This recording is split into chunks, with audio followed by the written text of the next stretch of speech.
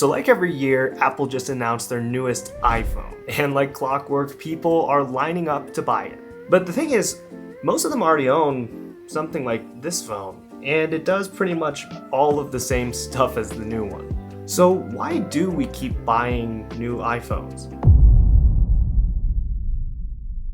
Now, I want to be as fair as possible to Apple, so I'm going to dive into their most premium iPhones. It's going to be the phone with the biggest battery and the best features, and also the largest price tag, the Pro Max iPhones. So in 2019, Apple released the iPhone 11 Pro Max, then the 12 Pro Max, 13 Pro Max, 14 Pro Max, 15 Pro Max, 16 Pro Max, and finally this year in 2025, Apple released the iPhone 17 Pro Max.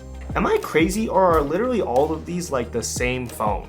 If you actually put the 6-year-old iPhone 11 Pro Max side by side with the 17 Pro Max, here are the main differences that you're gonna notice. The display is 120 Hz on the new phone, so it's gonna look a little bit smoother when you're scrolling. The button layout is different, although I wouldn't claim it's actually better necessarily. The chip is gonna be faster, the battery is going to be bigger, the cameras are going to be better, and it uses USB-C instead of Lightning. And you might be saying, okay, well, when you list all those different features out, that actually sounds like a lot of innovation. But for 6 years, is it really? Compare the iPhone 11 Pro Max from 2019 to the iPhone 5S from 2013. That's the same amount of time, 6 years, but we're talking about a completely different device. Or even crazier, compare that iPhone 5S to the original iPhone from 2007. You cannot possibly tell me that Apple has innovated as much from 2019 until now as they have in those previous 6-year stretches that they've been selling iPhones. And if you compare the changes year over year to iPhone models, they are nearly indistinguishable. So how does Apple keep convincing us each year that we just need that new iPhone? I think to understand Apple's approach, we need to travel all the way back to 2007. Steve Jobs took the stage and said this. That's it. Yeah, he didn't even have to say anything. The iPhone was so revolutionary that it pretty much spoke for itself. I mean, no one had ever seen a device like it before. Something as simple as scrolling on a phone seems completely trivial now, but not back in 2007. Now, I want to compare this to the keynote for the iPhone 17 lineup from this September. Introducing iPhone 17 Pro. To redefine Pro, we had to start again with solid aluminium that's extruded, heated, forged, precision machined for the biggest battery with the longest battery life in any iPhone. This is the most powerful chip ever made for any iPhone, the ultimate Pro. iPhone 17 Pro. Okay, I'll admit that was pretty cool. But let's get past the cinematography and the aesthetic for a moment and just think, what did Apple even just say? They made the phone out of aluminum, which is a material that they abandoned a couple of years ago for titanium, and they have a big battery and a new chip. There are literally 0 new revolutionary features here.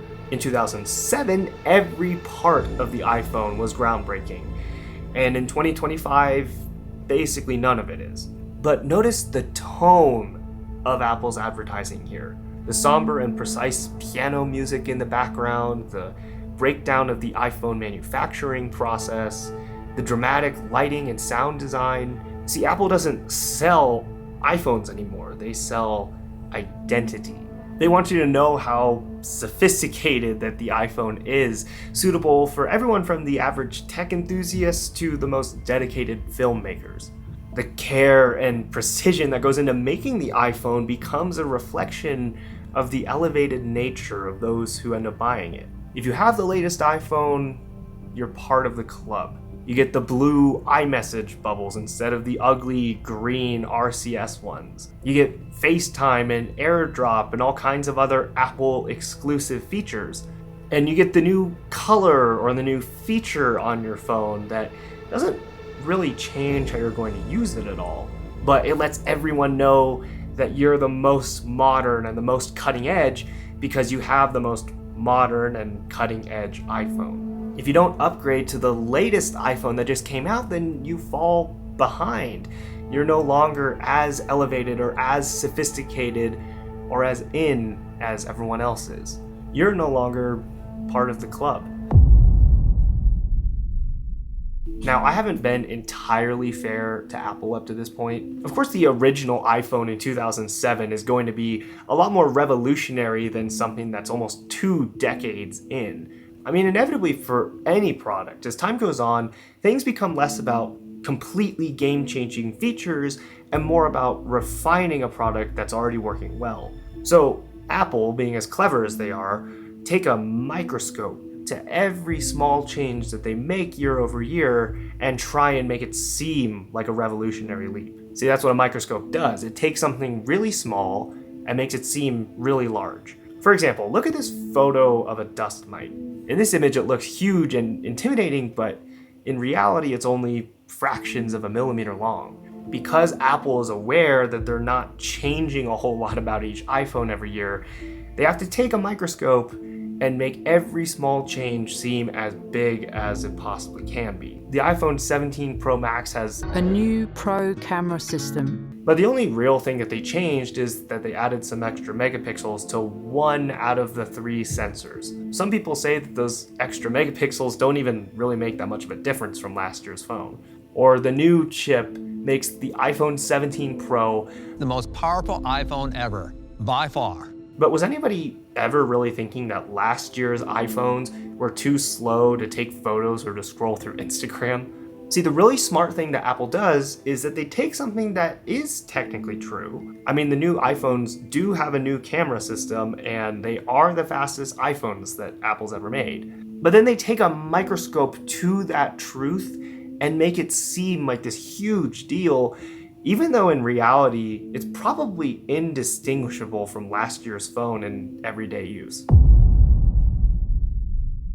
The thing is, none of this would actually work if Apple didn't understand something very important about your psychology. We all just want new things. I mean, look at Apple's unboxing experience. Every detail of Apple's packaging is intentional. The simple designs, the adhesive strips that seal the box closed, the slow yet satisfying feeling of letting gravity open your box for you, the peel of the protective sticker off your phone screen. If you really think about it, this is all kind of unnecessary. Like, they could just wrap all of these in bubble wrap and ship it to you in a plain brown box. And all of this just to put pretty packaging around a phone that is pretty much going to do all the same stuff as your old phone did.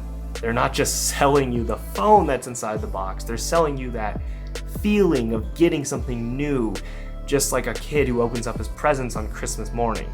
You don't need the new iPhone, but I'm sure that you want it. And when you buy that thing, then Apple does everything it can to try and reward you for that new purchase right up until next year when the next iPhone comes out. So look, I'm not saying that there's anything wrong with you purchasing a new iPhone, but I do think it's important for us to know what it is that we're actually buying and how we're being sold to. We're no longer buying a new product that is going to completely change the way society functions, like the original iPhone in 2007. We can all text and call and check emails and use maps to navigate in our cars and scroll Instagram on the new iPhone just as well as on an older model. So next time you walk into an Apple store or you have that new iPhone sitting in your online cart, just ask yourself, do I really need it?